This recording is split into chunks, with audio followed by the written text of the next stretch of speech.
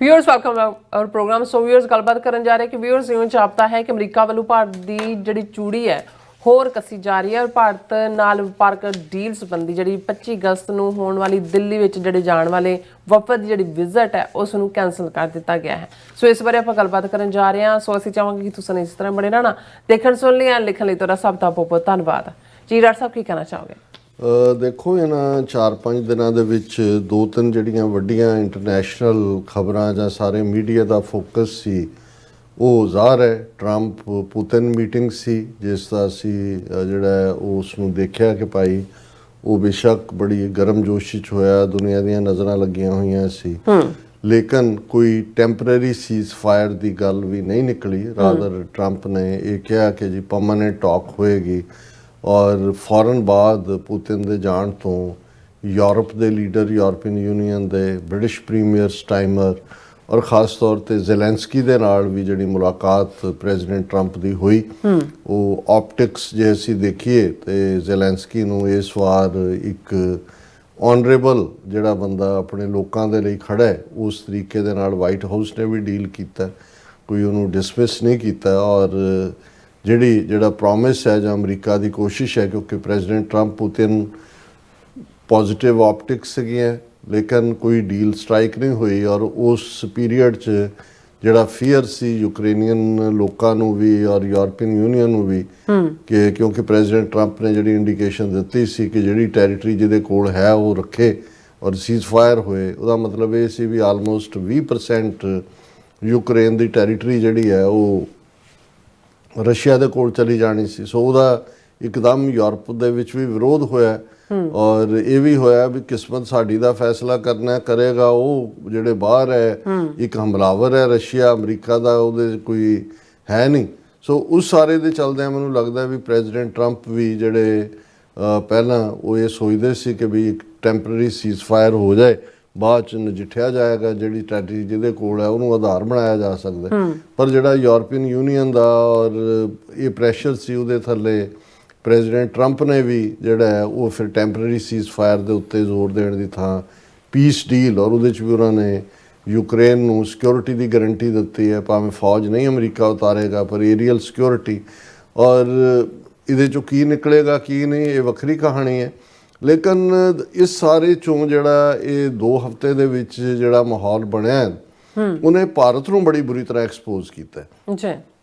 ਇੱਕ ਤਾਂ ਜਦੋਂ ਟਰੰਪ ਨੇ ਭਾਵੇਂ ਹਾਲਾਂਕਿ ਜਿਸ ਚੀਨ ਦੇ ਨਾਲ ਅਸਲ ਟੱਕਰ ਹੈ ਇੰਟਰਨੈਸ਼ਨਲ ਲੈਵਲ ਦੀ, ਉਹਦੇ 'ਚ ਤਾਂ 3 ਮਹੀਨੇ ਲਈ ਹੋਰ ਜਿਹੜਾ ਟੈਰਿਫ ਵਾਲਾ ਜਿਹੜਾ ਮੁੱਦਾ ਉਹਨੂੰ ਜਿਹੜਾ ਉਹ ਟਾਈਮ ਦੇ ਦਿੱਤਾ ਗਿਆ ਕਿ ਭਾਈ ਅਜੇ ਨੈਗੋਸ਼ੀਏਸ਼ਨ ਚੱਲ ਰਹੀ ਹੈ।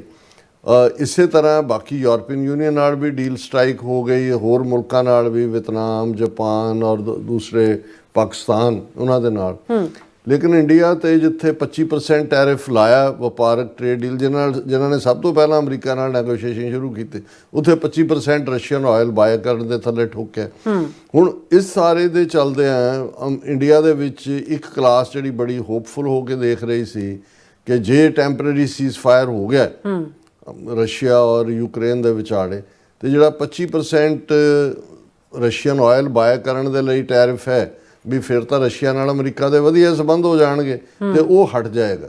ਸੋ ਮੈਨੂੰ ਇਹ ਲੱਗਦਾ ਕਿ ਵੀ ਔਰ ਦੂਸਰੇ ਪਾਸੇ ਪੁਤਿਨ ਨੇ ਵੀ ਹੁਣ ਇਹ ਭਾਵੇਂ ਆਪਣੇ ਵੱਲੋਂ ਇੰਡੀਆ ਆਪਣੇ ਲੋਕਾਂ ਨੂੰ ਕਹੇ ਦੇਖੋ ਜੀ ਕਿੰਨੀ ਇੰਪੋਰਟੈਂਸ ਹੈ ਕਿ ਜੀ ਪੁਤਿਨ ਨੇ ਨਿਕਲਦਿਆਂ ਉੱਥੋਂ ਜਦੋਂ ਅਲਾਸਕਾ ਤੋਂ ਨਿਕਲਿਆ ਵਾਪਸ ਗਿਆ ਉਹਨੇ ਮੋਦੀ ਨੂੰ ਕਾਲ ਕੀਤਾ ਔਰ ਬਰੀਫ ਕੀਤਾ ਉਹਨੇ ਕਿ ਭਾਈ ਅਸੀਂ ਕੀ ਕੀਤਾ। ਹੁਣ ਇਹਨਾਂ ਦੀ ਪੂਰੇ ਮੀਡੀਆ ਦੀ ਹੈਡਲਾਈਨ ਸੀ after Alaska summit with Trump president Putin calls prime minister Modi expresses support for peaceful resolution in Ukraine. ਹੁਣ ਇਹ ਆਪਣੇ ਨੂੰ ਆਪ ਨੂੰ ਤਾਂ ਦੱਸ ਰਹੇ ਦੇਖੋ ਮੋਦੀ ਨਿਕਲਦੇ ਆ ਜਿਹੜਾ ਪੁਤਿਨ ਹੈ ਇੱਥੋਂ ਜਾਂਦੇ ਉਹਨੇ ਮੋਦੀ ਨੂੰ ਕਾਲ ਕੀਤਾ। ਹੁਣ ਦੂਸਰੇ ਪਾਸੇ ਇਸ ਨੁਕਤੇ ਨੂੰ ਪ੍ਰੈਜ਼ੀਡੈਂਟ ਟਰੰਪ ਨੇ ਬੜੀ ਚੰਗੀ ਤਰ੍ਹਾਂ ਫੜਿਆ ਹੋਇਆ। ਉਹਨਾਂ ਨੇ ਕਿਹਾ ਵੀ ਇਹ ਰਸ਼ੀਆ ਗੱਲਬਾਤ ਲਈ ਤਾਂ ਮਜਬੂਰ ਹੋਇਆ, ਤਾਂ ਹੀ ਆ ਰਿਹਾ ਅਲਾਸਕਾ ਮਿਲਣ ਦੇ ਲਈ, ਅਮਰੀਕਾ ਦੀ ਟੈਰੀਟਰੀ 'ਚ ਆ ਰਿਹਾ ਕਿਉਂਕਿ ਅਸੀਂ ਭਾਰਤ ਦੇ ਉੱਤੇ ਟੈਰਿਫ ਲਾਇਆ ਔਰ ਜਿਹੜੀ ਉਹਨਾਂ ਦੀ ਇਕੋਨਮੀ ਨੂੰ ਜਿਹੜਾ ਰਸ਼ੀਆ ਦੀ ਹਰਟ ਹੋਇਆ ਔਰ ਉਹ ਗੱਲਬਾਤ ਲਈ ਮਜਬੂਰ ਹੋਏ। ਪਰ ਜਦੋਂ ਹੁਣ ਪੁਤਿਨ ਨਿਕਲਦਿਆਂ ਉਹਨੂੰ ਕਾਲ ਕਰ ਰਿਹਾ ਤਾਂ ਗੱਲ ਤਾਂ ਸਾਹਮਣੇ ਹੋ ਗਈ ਕਿ ਭਾਈ ਅਲਟੀਮੇਟਲੀ ਜਿਹੜਾ ਟਰੰਪ ਦਾ ਕਹਿਣਾ ਹੈ ਵੀ ਇਹ ਜਿਹੜਾ ਇੰਡੀਆ ਆਇਲ ਬਾਏ ਕਰ ਰਿਹਾ ਇਹ ਇਨਫੈਕਟ ਰਸ਼ੀਅਨ ਵਾਰ ਮਸ਼ੀਨਰੀ ਨੂੰ ਸਪੋਰਟ ਕਰ ਰਿਹਾ ਹੈ, ਜਿਹਦੀ ਵਜ੍ਹਾ ਕਰਕੇ ਹਜ਼ਾਰਾਂ ਬੇਗੁਨਾਹ ਲੋਕ ਜਿਹੜੇ ਨੇ ਉਹ ਮਾਰੇ ਜਾ ਰਹੇ ਨੇ ਜਿਹੜਾ ਉਸ ਯੂਕਰੇਨ ਦੇ ਵਿੱਚ। ਬਿਲਕੁਲ ਚੂੜੀ ਕੱਸਣਾ ਇਹਨੂੰ ਪੰਜਾਬੀ ਸਮਝ ਸਕਦਾ ਹੈ, ਇਹ ਵੀ ਹੁੰਦਾ ਵੀ ਕਈ ਵਾਰੀ ਕੱਸਦੇ ਕੱਸਦੇ ਫ੍ਰੀ ਵੀ ਹੋ ਜਾਂਦੀ ਹੈ, ਲੇਕਿਨ ਅਮਰੀਕਾ ਨੂੰ ਇਹ ਪਤਾ ਹੈ ਵੀ ਕਿਸ ਹੱਦ ਤੱਕ ਉਹਨਾਂ ਨੇ ਔਕਾਤ ਤਾਂ ਉਹਨਾਂ ਦੀ ਦੇਖ ਲਈ। ਔਰ ਜਿਵੇਂ ਅਸੀਂ ਪਿਛਲੇ ਪ੍ਰੋਗਰਾਮਾਂ 'ਚ ਕਿਹਾ ਸੀ ਕਿ ਵੀ ਲਗਭਗ 25 ਸਾਲ ਦੀ ਜਿਹੜੀ ਅਮਰੀਕਨ ਪਾਲਿਸੀ 91-2 ਤੋਂ ਸ਼ੁਰੂ ਹੋ ਗਿਆ ਸੀ ਕਲਿੰਟਨ ਈਰਾ ਤੋਂ, ਔਰ ਹੁਣ ਤੱਕ ਪਹਿਲੀ ਟਰਮ ਵੀ ਪ੍ਰੈਜ਼ੀਡੈਂਟ ਟਰੰਪ ਦੀ ਤੁਸੀਂ ਦੇਖੋ ਵੀ ਕਿੰਨਾ ਉਲਾਰ ਭਾਰਤ ਵੱਲ ਲਾਈਨ ਸੀ। ਬਿਲਕੁਲ ਕੁਆਡ ਵੀ ਪ੍ਰੈਜ਼ੀਡੈਂਟ ਟਰੰਪ ਨੇ ਬਣਾਇਆ ਜਿਹਦੇ ਇੰਡੀਆ ਨੂੰ ਲਿਆਂਦਾ, ਇੰਡੀਆ ਵੀ ਦੋਨੋਂ ਪਾਸੇ ਜਿਹੜਾ ਅੰਬ ਵੀ ਚੂਪ ਰਿਹਾ ਸੀ, ਉਧਰਲੇ ਵੀ ਇਧਰਲੇ ਵੀ, ਔਰ ਖੇਡ ਉਹਨਾਂ ਦੀ ਰਿਹਾ ਸੀ ਖੇਡ। ਪਰ ਸੈਕੰਡ ਟਰਮ ਤੱਕ ਪਹੁੰਚਦੇ ਟਰੰਪ ਨੂੰ ਚੰਗੀ ਤਰ੍ਹਾਂ ਸਮਝ ਆ ਗਈ ਕਿਉਂਕਿ ਭਾਈ ਇਹ ਜਿਹੜੇ ਨੇ ਨਾ ਤਾਂ ਕਾਸੇ ਜੋਗੇ ਨੇ, ਚੀਨ ਦੇ ਖਿਲਾਫ ਇਹਨਾਂ ਨੇ ਨਹੀਂ ਖਲੋਣਾ। ਤੇ 7, 8, 9, 10 ਮਈ ਨੂੰ ਪਾਕਿਸਤਾਨ ਦੇ ਨਾਲ 4 ਰੋਜ਼ਾ ਮਿਸਲ ਔਰ ਡਰੋਨ ਵਾਰਫੇਅਰ ਦੇ ਵਿੱਚ ਜਿਵੇਂ ਜੁੱਤੀਆਂ ਇਹਨਾਂ ਨੇ ਖਾਧੀਆਂ ਨੇ, ਉਹਨਾਂ ਨੇ ਕਿਹਾ ਵੀ ਇਹ ਤਾਂ ਪਾਕਿਸਤਾਨ ਤੋਂ ਵੀ ਕੁੱਟ ਖਾ ਕੇ ਆ ਗਏ। ਸੋ ਬਿਲਕੁਲ ਉਹਨਾਂ ਨੇ ਕਿਹਾ ਵੀ ਹੁਣ ਇਹਨਾਂ ਨੂੰ ਨੱਥ ਪਾਓ। ਔਰ ਇਹ ਪਾਰਟ ਜਿਹੜਾ ਹੈ ਕਿਉਂਕਿ ਇੰਡੀਆ ਨੇ ਬਾਈਲੇਟਰਲ ਟ੍ਰੇਡ ਦੇ ਥੱਲੇ ਗੱਲਬਾਤ ਤਾਂ ਜਨਵਰੀ ਦੀ ਸ਼ੁਰੂ ਕੀਤੀ ਹੋਈ ਹੈ, ਔਰ ਇਹ ਸੀ ਕਿ ਜੀ ਚਲੋ ਕੋਈ ਨਹੀਂ ਇਹ ਜਿਹੜਾ ਅਸੀਂ ਸੈਟਲ ਕਰ ਲਾਂਗੇ। ਔਰ ਉਸ ਦੇ ਥੱਲੇ ਜਿਵੇਂ ਜਿਹੜਾ ਹੁਣ ਅਮਰੀਕਾ ਦੇ ਮੈਂ 3 ਅਫੀਸ਼ੀਅਲਸ ਟਰੰਪ ਦੀ ਆਪਣੀ ਲਾਈਨ ਉਹ ਤਾਂ ਆਲਮੋਸਟ 45 ਵਾਰ ਉਹਨਾਂ ਨੇ ਕਿਹਾ ਕਿ ਵੀ ਅਸੀਂ ਸੀਜ਼ਫਾਇਰ ਕਰਵਾਇਆ ਭਾਰਤ ਪਾਕਿਸਤਾਨ 'ਚ, ਔਰ ਇੰਡੀਆ ਜਿਹੜਾ ਉਹ ਕਿੰਗ ਆਫ ਟੈਰਿਫ ਹੈ, ਵਰਸਟ ਨੇ ਇਹ ਉਹ ਕਹਿ ਰਹੇ। ਹੁਣ ਈਵਨ ਅਮਰੀਕਾ ਦੇ US ਟ੍ਰੇਜਰੀ ਸੈਕਟਰੀ ਨੇ ਉਹਨਾਂ ਨੇ ਇਹ ਦਿੱਤਾ, ਉਹਨਾਂ ਦਾ ਨਾਮ ਹੈ US treasury secretary mister Scott ਬੈਸੈਂਟ।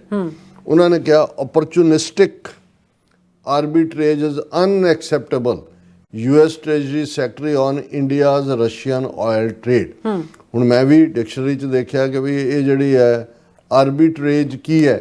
Arbitrary ਤਾਂ ਪਤਾ ਹੁੰਦਾ ਵੀ ਇਹ ਹੈ ਵੀ ਇਕਨੋਮਿਕਲੀ ਤੁਸੀਂ ਕਿਸੇ ਜਿਹੜਾ ਲੂਫ ਹੋਲ ਹੈ ਉਹਦਾ ਫਾਇਦਾ ਚੁੱਕ ਕੇ ਕਿਤੇ ਹੋਰ ਵਪਾਰ ਕਰਕੇ ਪੈਸੇ ਬਣਾ ਰਹੇ ਹੋ।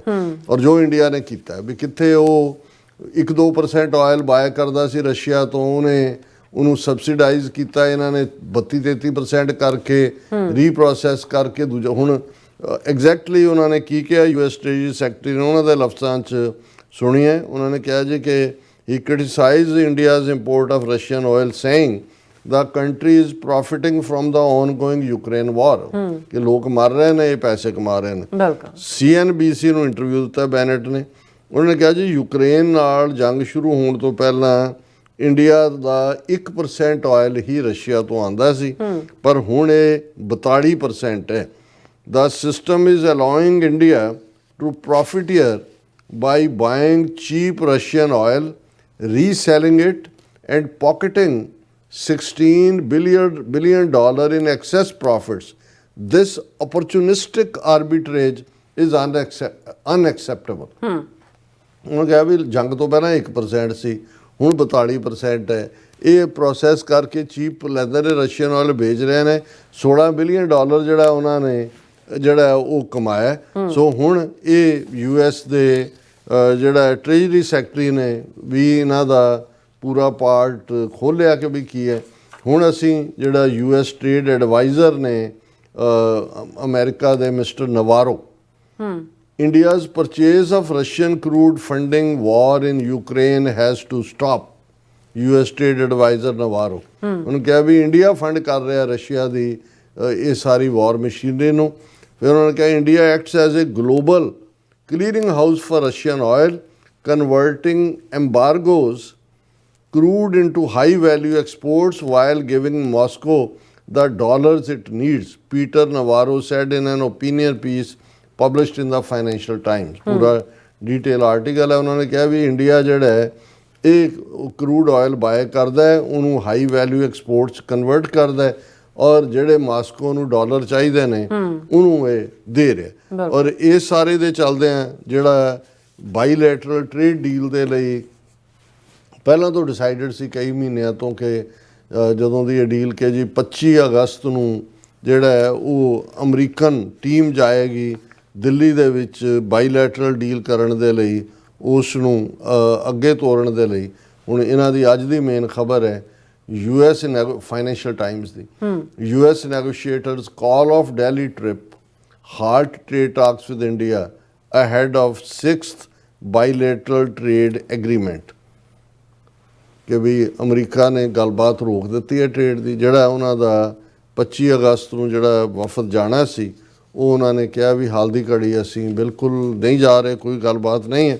ਔਰ ਇਹ ਉਹਨਾਂ ਨੇ ਕਿਹਾ ਕਿ ਵੀ ਇਹ ਫੋਰਐਵਰ ਨੇ, ਹਾਲਟ ਜਾਂ ਟੈਂਪਰੇਰੀ, ਇਹ ਜਿਹੜਾ ਅਜੇ ਇਸ ਬਾਰੇ ਅਸੀਂ ਕੁਝ ਕਹਿ ਨਹੀਂ ਸਕਦੇ। ਔਰ ਇਸ ਨੂੰ ਬ੍ਰੈਂਡਨ ਲਿੰਚ ਨੇ ਲੀਡ ਕਰਨਾ ਸੀ, ਅਸਿਸਟੈਂਟ US ਸਟੇਟ ਰਿਪਰੈਜ਼ੈਂਟੇਟਿਵ ਨੇ। ਔਰ 25 ਤੋਂ ਲੈ ਕੇ 30 ਤੱਕ 5 ਰੋਜ਼ਾ ਇਹ ਨੈਗੋਸ਼ੀਏਸ਼ਨਸ ਹੋਣੀਆਂ ਸੀ।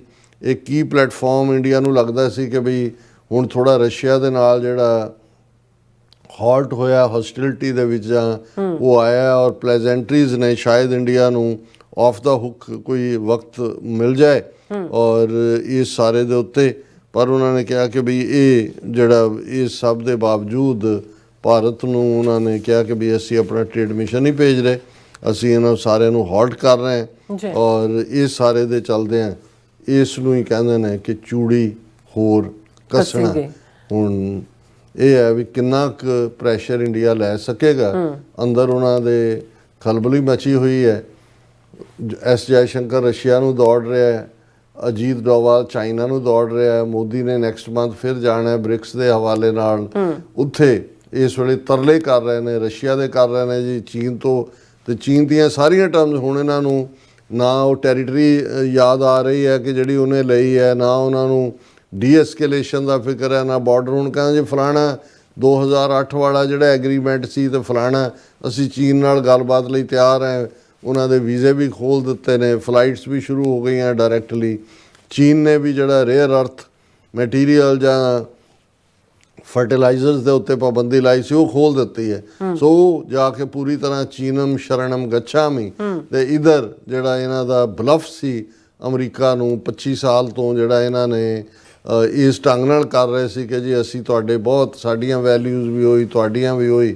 ਤੇ ਅਮਰੀਕਨਾਂ ਨੇ ਵੀ ਇਹ ਦੇਖ ਲਿਆ ਕਿ ਭਾਈ ਇਹ ਬਿਲਕੁਲ ਇਹੀ ਨਹੀਂ ਕਿ ਵੀ ਨਲਾਇਕ ਤੇ ਨਕੰਮੇ ਨੇ, ਪਰ ਇਹ ਵਸਾਕਾਤੀ ਨੇ। ਔਰ ਇਹਨਾਂ ਨੂੰ ਸ਼ਾਇਦ ਹੁਣ ਜੇ ਕੋਈ ਇਸ ਫਰੇਜ਼ ਦਾ ਮਤਲਬ ਸਮਝਾਏ ਤਾਂ ਸਮਝ ਆ ਜਾਏਗਾ ਕਿ ਮੂੰਹ ਮੇ ਰਾਮ ਰਾਮ ਬਗਲ ਮੇ ਛੁਰੀ। ਜੀ ਰਾਜ ਸਾਹਿਬ ਤੁਹਾਡਾ ਬਹੁਤ ਬਹੁਤ ਸ਼ੁਕਰੀਆ। ਸੋ ਹੱਥ ਲੈਣਾ ਬ੍ਰੇਕ ਵਿਊਅਰਸ ਤੁਸੀਂ ਇਸੇ ਤਰ੍ਹਾਂ ਬਣੇ ਰਹਿਣਾ। ਮਿਲਦੇ ਹਾਂ ਆਫਟਰ ਦਿਸ ਸ਼ਾਰਟ ਬ੍ਰੇਕ।